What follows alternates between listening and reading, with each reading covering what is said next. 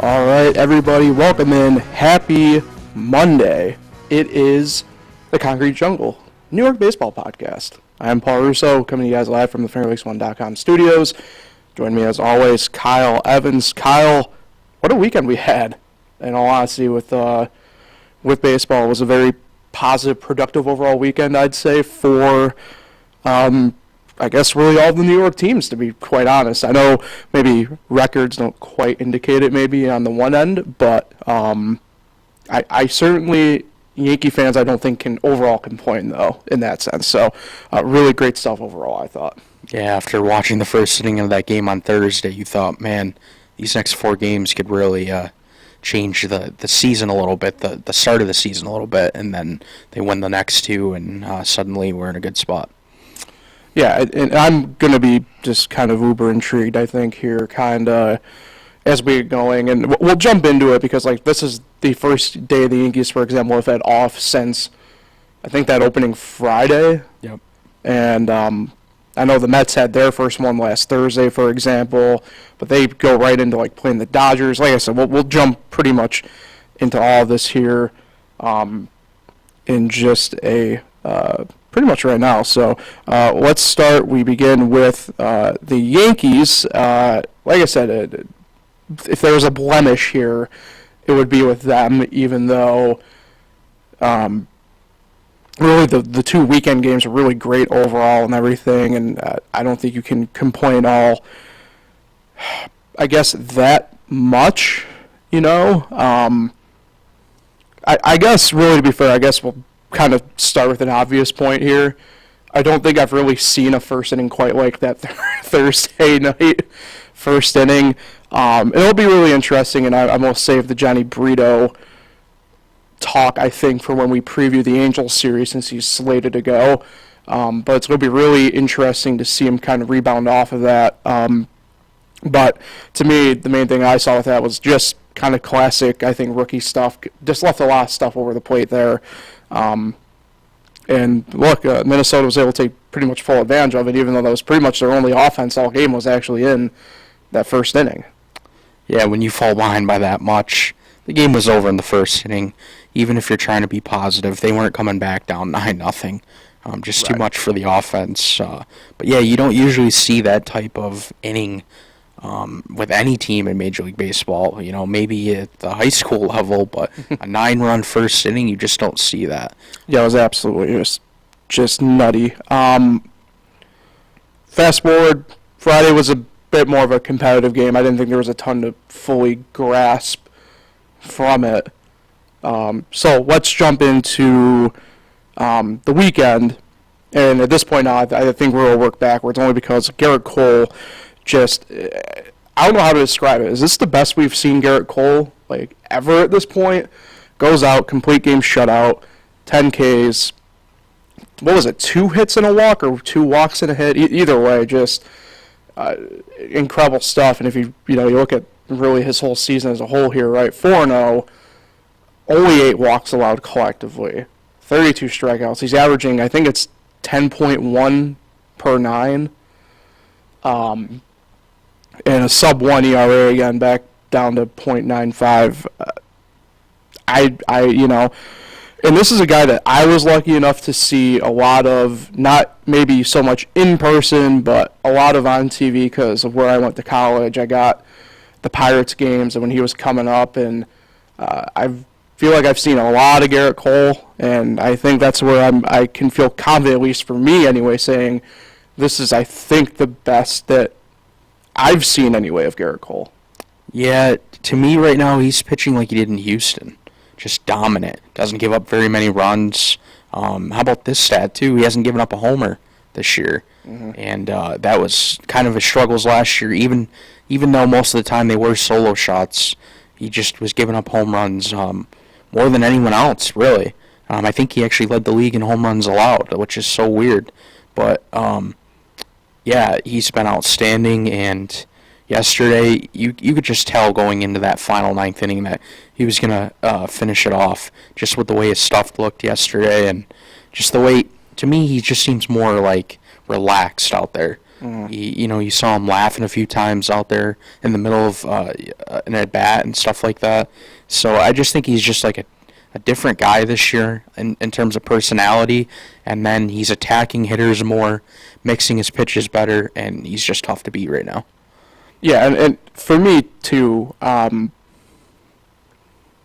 like it was a very efficient overall, right? I mean, he threw 109 pitches yesterday, and like I mentioned, just the way everything kind of started for the weekend, the bullpen gets used up in fairly quickish order, Thursday obviously, and that kind of, takes a toll maybe the rest of the way. So giving the bullpen guys, really 2 days off here, counting the off day today for the Yankees, plus yesterday with the complete game shutout.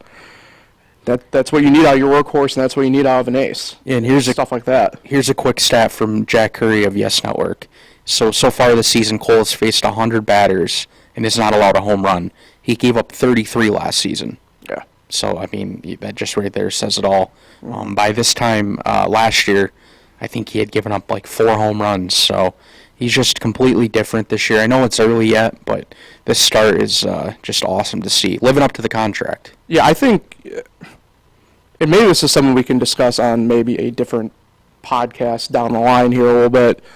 And maybe this is where, in my mind, we can maybe get somebody else in on the conversation of it, where I think having, say, maybe not so much Max, I don't know what Gerrit and, Max's relationship, if there is one type thing, is like, but Gerrit and Justin Verlander were teammates, obviously, in Houston, and I think the way everything just kind of has shook out from still the fallout of 2017, and it's kind of funny because all of a sudden, I don't know if you saw over the weekend, that got stirred up again a little bit, but that's a different discussion for a different podcast. I don't know what the relationship's quite like, and I think maybe part of it is, maybe Garrett's kind of pulling from this little, like, psychological aspect of, I'm the number one in New York City, not you type thing. I think do I think that's the overall thing? No, definitely not. But I think that might be just a little bit of a, like, factor in this a little bit, potentially. Yeah, just there's something different about him. You can just tell watching him. Obviously, like I said, just doing different things on the mound, but just his confidence and the way he, goes out there every time now, it's different. Yeah, let's head over to the controversial stuff here from Saturday. Domingo German goes out and arguably has his best career outing, but comes a little bit of controversy post. Was it the third inning? Yeah, third inning.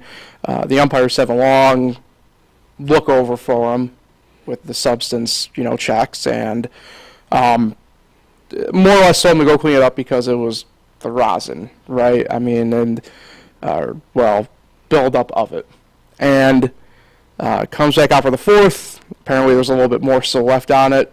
Which, look, I don't know. If you're rushing to clean up, you probably forget a little bit. I mean, I know. I myself, like, I can tell you plenty of different times if I've been making, say, like, calzone or something like that, and you're a little bit left behind. But, yeah, I mean, at the end of the day, the rosin portion of it's right. It's a legal substance. They leave it on the mound. Rocco Baldelli goes out, and this portion of it I want to talk about separately after this point, because 10 strikeouts, he sat 15 batters, all 15 that he faced. It kind of sucks that this is getting kind of overshadowed in a way.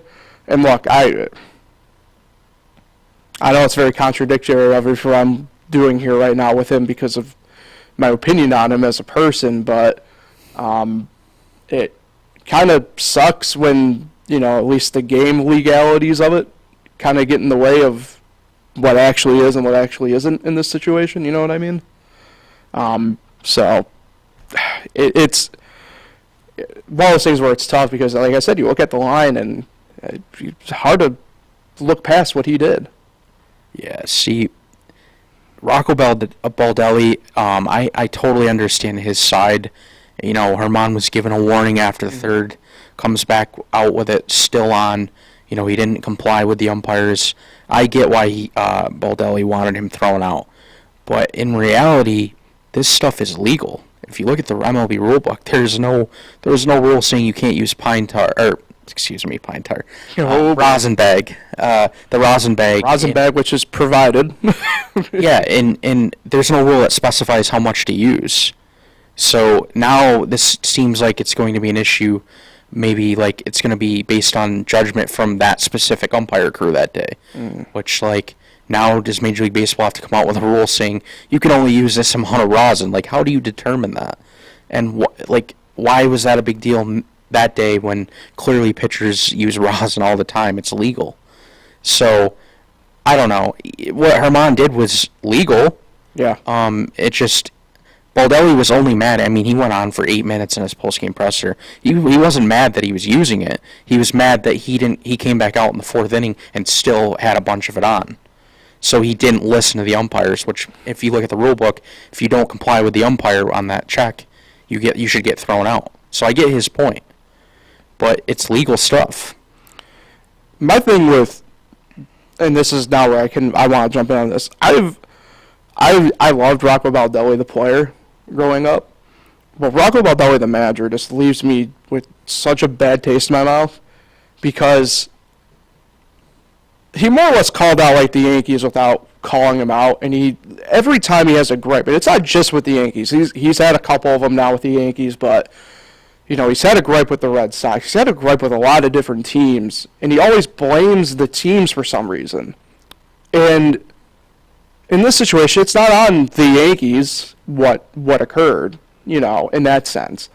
If you're going to have a gripe, keep it to the umpires at this point. I'm sick of this, to be quite honest, woe is me crap from him with it, okay? Yeah.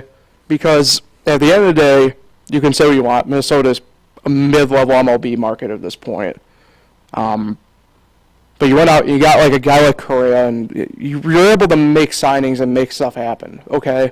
Don't give me crap because your fallout is because of your own doing, in that sense. At the end of the day, rosin's a legal substance, okay? And this is where I have a problem actually with the umpiring crew on this. I understand if there's a buildup and whatever, but if there's a problem with it, take the bag off the mound. Yeah, and did you know he wasn't actually using it from the mound? He was using it from the dugout. Well, okay. Well, you know. But either way, it's a legal substance that MLB and baseball has provided since 1887, you know, whatever the hell it is, you know. Like, just figure it out, like, at this point. Like, we shouldn't be dealing with an issue like this. And, quite frankly, the fact that there are people with mics like us speaking like, oh, the Yankees are cheating again, a.k.a. Jared Carabas, whose favorite team for the longest time, a.k.a. the Red Sox, had two guys looking like they just walked out of a jar of Spam. Clay Buchholz, I'm looking at you. Yep. Like, it's the funny thing is, to take an adage from racing, you know, just don't get caught. The way it always has been, right? If it ain't cheating, you ain't trying. If you get caught, then you're just dumb. The funny thing is, after after that umpire check, the Yankees allowed just one run over the next 12 innings going into the Sunday game. Yeah. So clearly, like you were pissed because Herman was dominating you, but then you scored just one run the rest of that game and then got shut out yesterday. Maybe it's part of your offense just not producing the two games. Yeah, I mean, that's what I'm getting back to. They had two hits yesterday, like. And what did they have, 4 on Saturday? So, yeah, I mean, something like that. What do you expect? But that's what I get at with, you know, the whole entire Rocco Baldelli woe is me nonsense. So, I don't know.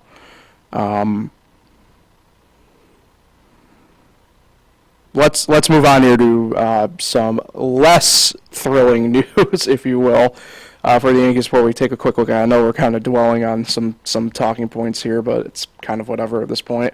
Giancarlo Stanton, he is been put on the injured list with a. So I put up the wrong graphic, of course. There we go. Hamstring strain, left hamstring strain. Injury occurred when he hit. Well, it was a double. He was legging it out because he thought it was a home run, just did not have the height to do so. MRI yesterday, have not seen the results yet. Probably one of those things where we'll be wrapping up doing this as news breaks. ESPN says grade 2, but no announcer from the Yankees.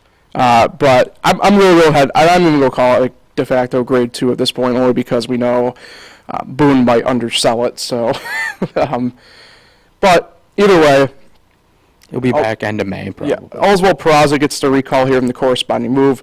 A quote from Aaron Boone here: "There's no good timing for it. I know he's really frustrated, but it's an opportunity for people we have confidence in." I do want to circle minor league back to that in a second. We can mix and match. We can get other people back here in the next days, in the next couple of weeks. We've got to make do. I thought it was kind of telling what he meant by that.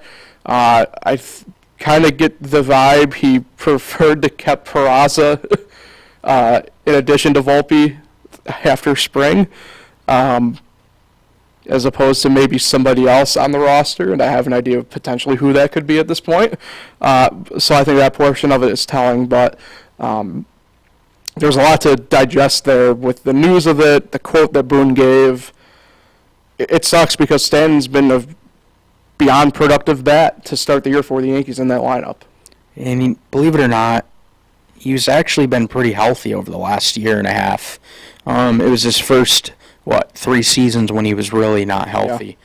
Yeah. But yeah, I mean, as a fan of the Yankees, I mean, you see this guy on the injured list, it seems like all the time. And it's frustrating because, like you just said, It feels that way. when he's healthy, he can carry the team like he did at one point in August of last year. So hopefully it's not too long. Like I say, with all injuries, if it's going to happen, at least it's in April, not in September. But hopefully he'll get back. I'm predicting towards the end of the end of May. So we'll see. But yeah, don't believe what Aaron Boone says because his timelines are not usually correct. I don't know if he tries to make everything seem better than what it is. That's the way it seems to me. But at some point he needs to be a little more negative. He always defends his players very well. Okay, fine. But when it comes to injury news, maybe be a little bit more realistic or more honest. Yeah. No, I mean, that's the thing I think with this, where it's like, sure, the only people calling it grade 2 is, say, ESPN, but for me it's like I'm going to call it grade 2 until I'm told otherwise with these injuries. It was funny, though, and it's not a point I did want to really discuss, but, the Yankees are getting back. Donaldson here, the way it looks, sooner than later. Rehab start tomorrow in Somerset. Yeah, looking like Wednesday. Yeah, and then if everything goes good, he should be back with the team then. And then add a ton of more strikeouts to the lineup. Let's take a look ahead here to the Yankees. Off day today, and then they host the Angels for 3. So, going to be pretty interesting. Tuesday, 7:05 first pitch tomorrow night on Yes or MLB Network. Jose Suarez gets to go for the Angels. 0-1, over 10 ERA for him against Clark Schmidt. Still looking for his first decision on the year. Wednesday, 7:05 on Amazon Prime or MLB Network. Your favorite.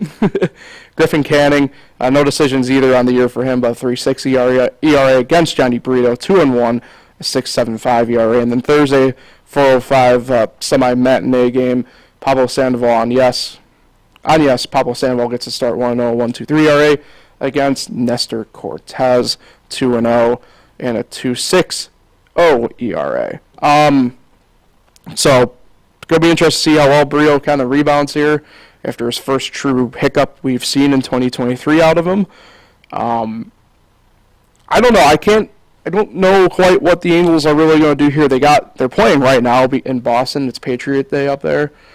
So they play that 11 o'clock game and Marathon Day.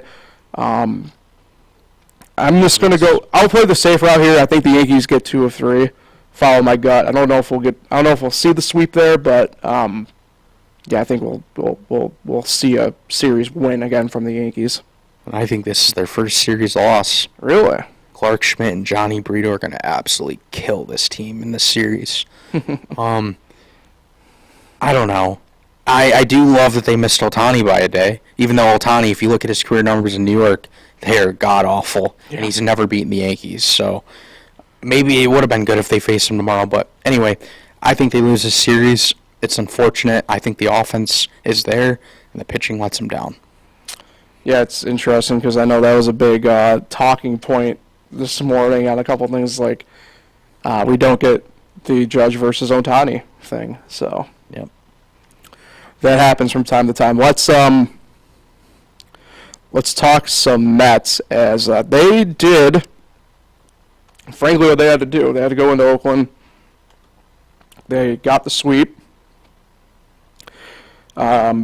Friday, offensive onslaught, to be quite frank.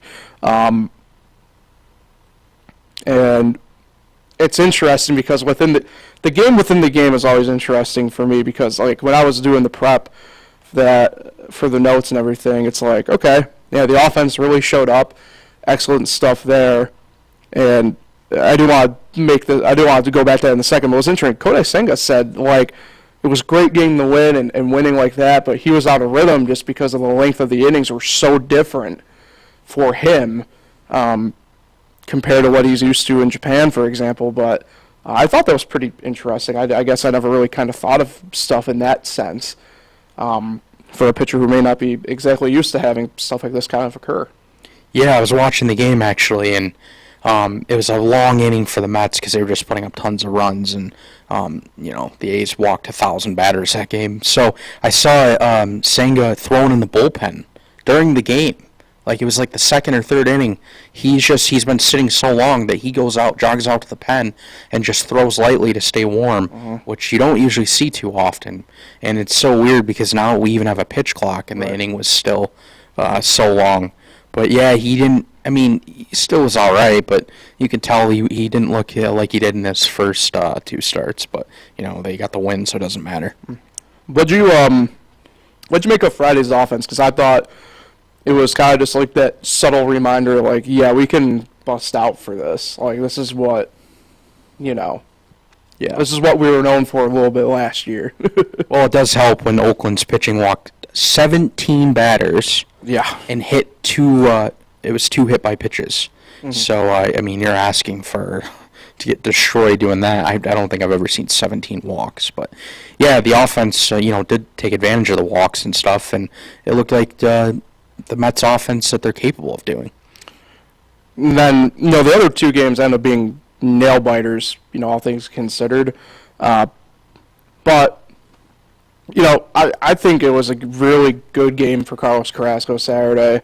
I mentioned, right, if there was a time to get it right for the players on this team that haven't gotten it done so far, this was the series to do it.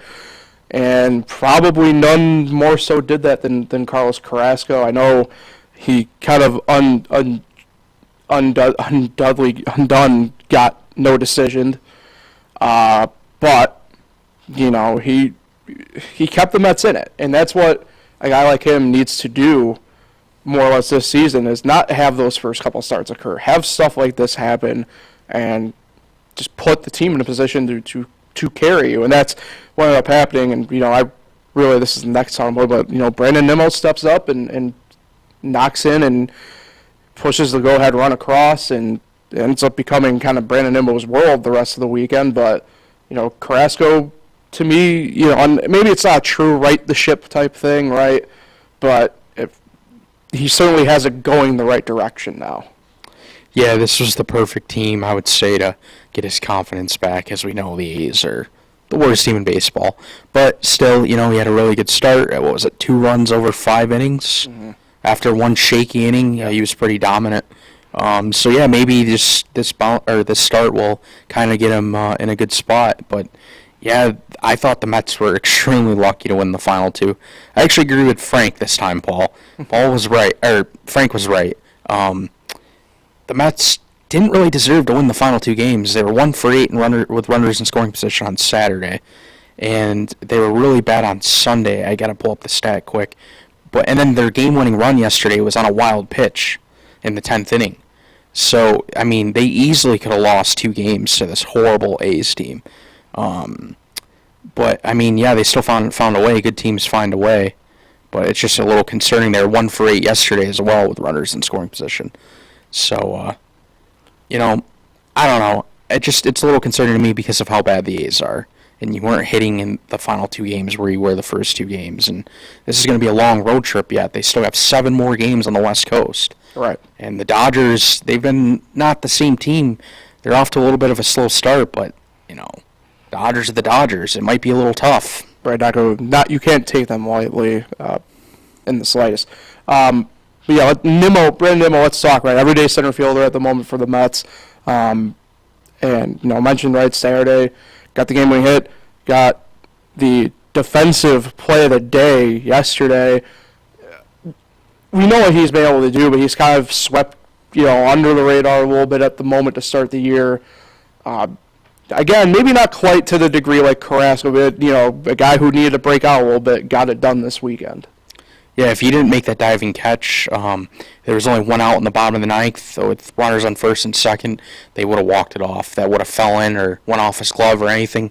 Would have been a walk-off, so that was a clutch diving catch, and I believe he made multiple in that series. If I remember, he had another one. I can't remember. He had one Saturday, too. Yeah, okay, yeah, that was Saturday. Yeah, so he came up huge on both ends. So that's what you need, though, a guy that can, save your team in spots like that. Especially, look, and I'm not saying he was like the shark that the Mets wanted. I don't want to make it sound like I'm degrading him in that sense either, but he was the guy that ended up becoming your main position player in this situation, re-signing this past offseason. So moments like that are big, right? Those are the ones that you kind of stick your hat, the feather in the hat type thing, and, you'd be like, yeah, that's why you give me that money, and, Nimmo's a guy that, kind of mentioned last year, maybe a bit of an unsung hero for the better part of the year until I think maybe, more steam picked up behind him media-wise, but, he's a guy at this point, right, you kind of have to do the de facto pencil in for an all-star slot type thing. And like I said, this was a needed breakout situation for him this weekend, and he was able to do it. So one big note, though, for the Mets that occurred over the weekend, specifically yesterday, we finally have a call-up, and it's Brett Baty. Brett Baty gets the call-up from AAA Syracuse to the Mets. I think Mark Feinstein technically had it first. I saw Andy Martino. Yeah, it was weird. There's a few of them that were kind of on it, but there's either way. Mets. Is he technically the top prospect? No, Alvarez is. He's number 2. Yeah. But either way, the 19th overall in the MLB.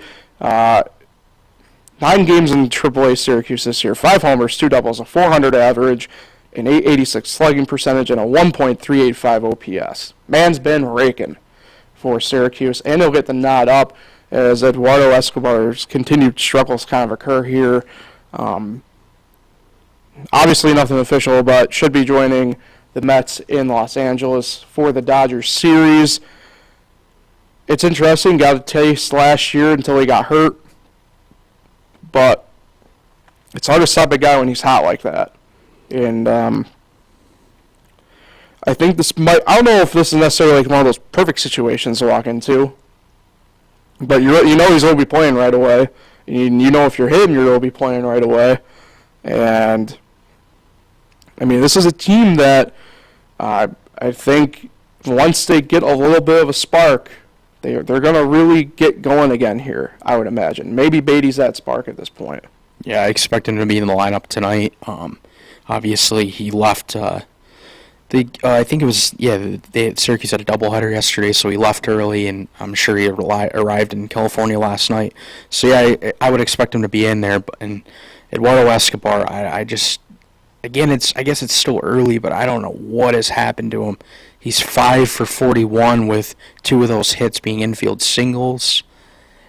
I don't know. It's so odd to me because you watched him last year and he looked like a pure hitter. He could put the ball or hit the ball to all parts of the field, and he played pretty solid defense. And I don't know what's kind of happened to him, but I still don't believe that he's going to continue to be this bad. At some point, I think he's going to get hot. But Baty will definitely, I would say, provide a spark, at least for now. It's good that the Mets swept that series because now you look and they're 10-6. When last time we were here, they were just a game over 500. So maybe they can get a little bit of a run and pass the Braves. I think they're only 2 behind the Braves now. So that would be big. Yeah, I mean, and they are 2 games back behind the Braves at the moment. And it's weird. I mean, Buck Showalter's even kind of said through, he didn't, because technically the Baty thing isn't official yet, even though I think the team accounts even said something. But yeah, I have to make a corresponding move. Yeah, but Buck has even said there was a spot for Eduardo here. He's too good of a player to not have around. Somebody said in an article, I don't think it was the New York Post because that would sound crazy, but well, it's the Post. Would they really DFA Eduardo Escobar? I mean, he has his contract kind of allows for it. I mean, it's friendly-ish enough that if you wanted to take the bite, you could. Just wild to me. Yeah. Never thought we'd hear that. I don't think they DFA him. I'm with Buck. I think he's too good of a player that there's got to be a spot for him somewhere, But I don't know where. I mean, that's the tough part. And it's going to be interesting to see who they send down. I don't think they'll send down a pitcher, at least not with this Dodgers series coming up. So I don't. Yeah, and then I think I saw Tim LeCastro might be the odd man out. I mean, it might be. I mean, I don't know. Tim hasn't had exactly a ton of run this year, so he would probably make the most sense in that sense, right? Yeah. I don't know. Either way. So good news there, I guess, Mets fans. I know a lot of people were barking for something there. So no rest, though, for them. Heading down I-5. Big series against the Dodgers here the next 3 nights. Days. Tonight, 10:10 first pitch on SNY and MLB Network. Your guy Peterson gets the nod, 0-2 on the year against Dustin May, who frankly is having the year that the Dodgers have expected him to finally kind of bust out and have the young arm. He's 1-1 with a 1.47 ERA. Tomorrow night, Tuesday, 10:10 on TBS. Mago gets the nod 3-0 against Clayton Kershaw, who's 2-1 with a 3.5 ERA. And then Wednesday, a 3:10 getaway game. First pitch there. Max Scherzer gets the nod after being pushed back, just managing his back. Against Noah Syndergaard, 0-2 on the year, and a plus 5.5 ERA. I would imagine the Mets, they can't take him lightly. This is a big series. I think they get 2 of 3, though. It's been a pretty underwhelming Dodger team, to be honest, so far this year. Yeah, they're 8-8. But you can't take them lightly. I would still expect them to be in the postseason. It's a team I would expect the Mets to expect to see in October. So you can't take them lightly. I lean 2 of 3, though. Dustin May's been really good. I think that loss might come tonight, to be honest. Yep. And like I said, this is the Dustin May the Dodgers have expected to show up, and he's finally been healthy long enough and gotten a grooving enough that he's a young arm that throws pretty hard, good movement. I think he gets it done tonight, but I think the Mets get the other 2. Yeah, I think the Mets dropped the first 2 in the finale. But still, if you look at that, they're 4-2 on the trip so far. You're down on the big league teams. Both series losses. Yeah. But yeah, think about it. Even if they lost 2 of 3, they're still 4-2 on this 10-game trip. Win 3 out of 4 in San Francisco, and you got a pretty good West Coast trip. So I think Kershaw and May will be a little too much with the current, what I'm calling, offensive struggles with runners in scoring position, because that's all it is. I mean, Friday night they looked fine, but actually, too, before we move on from the Mets, did you know that the Mets actually got out-hit Friday night when they scored 17? Well, but, you walk 17 times or whatever the hell it is. 13 hits they gave up, and they had 11 hits. Yeah. It's just so but such a weird box score. Put that on himself, though, more or less, Weird box score, though. 17 walks, out-hit, 2 hit by pitches. I don't know. I just don't think we've ever seen a box score that way. It's so weird. It's true. All right, so before we head out of here, we do have some minor league stuff to attend to. Rochester got hot in a big way last week. Took 4 of 6, won 4 straight against the Bisons. The S-Mets also took 4 of 6 in Scranton. Really, it was kind of offense for both teams that really stood out as usual. I would say as usual for the S-Mets, but we talked last week, Kyle, a little bit about how this was a Rochester team that struggled at the plate so far, and they came alive there at the end of the series, the final 5 games, and they needed it in a big way. Yeah, I think since I was talking about all the shutouts and the one-run games, that maybe that changed their season around a little bit. But yeah, I know you were at the game, right, Friday? Like, how was that? Did you enjoy your first game of the year? Yeah, it was. I forgot, how many runs did they score that night? Was that a big offensive game? Oh man, they had. Is it 9? They get to 9. Travis Blankenhorn, a home run, I believe. Yeah. Yep. I can't remember if it was 9 or 10. Either way, they looked really, really good. And then I think a key part of that, Jake Alou got back up with the team after returning from the injured list. Yep. Did you see Nomar Mazara as a Red Wing now? Yeah, I saw that. Debut was on Friday, so saw that. The pitching, all things considered, I think it was big that the offense kind of stepped up. Like the game on Friday,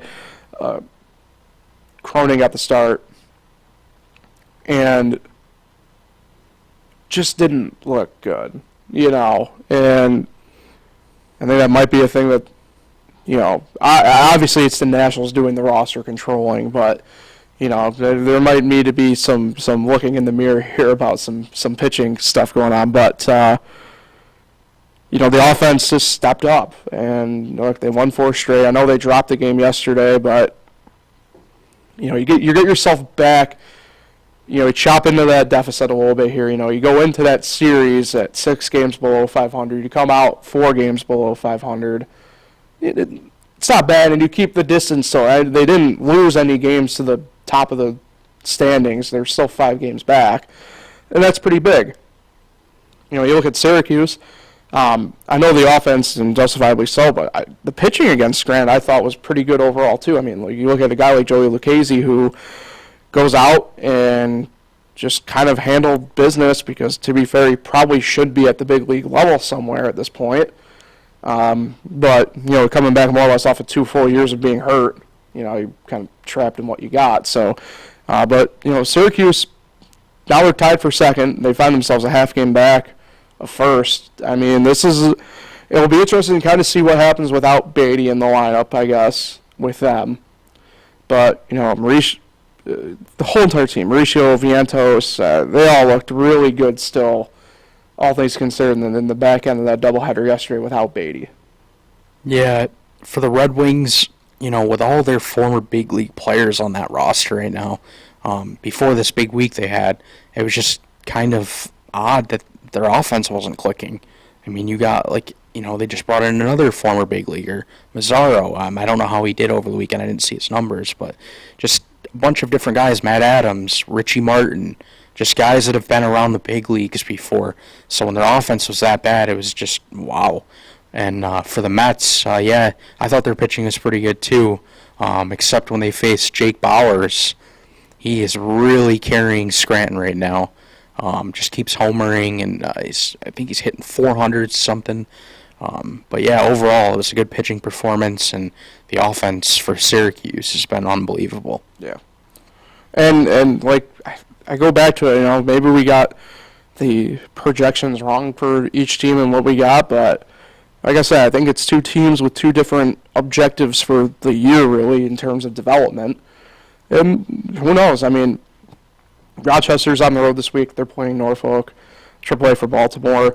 Syracuse is home. They host Durham, who is AAA for Tampa, and Durham's usually one of the tougher teams anyway in AAA baseball, so it'll be interesting to kind of see there. I said of course they are because the Rays are, they have a low payroll, but somehow they're still very good, and they have so many elite pitchers that nobody hears about, but when they come up, they just dominate. Right. I mean, what are you going to do? All right, so that will take care of Concrete Jungle for today. We'll be back on Thursday recapping some of the games. I know the Yankees obviously will still have one more, but the Mets will be done with the Dodgers at that point, and then they have San Diego to wrap up the West Coast trip for them. I think it's the Giants. Is it the Giants? For four, yeah, yeah. Giants. I knew it was one of the Sands in there, but looking forward to make sure. I know the weather takes a little bit of a dip south here, but now Syracuse got a lot of cool promotions this week and stuff like that, so if you can get out, go out and go. So Stay up for some late night West Coast Mets baseball. I love that stuff.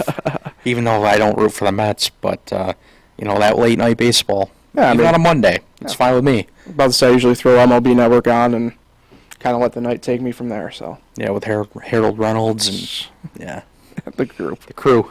And Singer. So, all right. So appreciate everybody for tuning in. Like, share, subscribe, all the fun stuff, and we will be back to talk on Thursday. We'll talk with everybody then.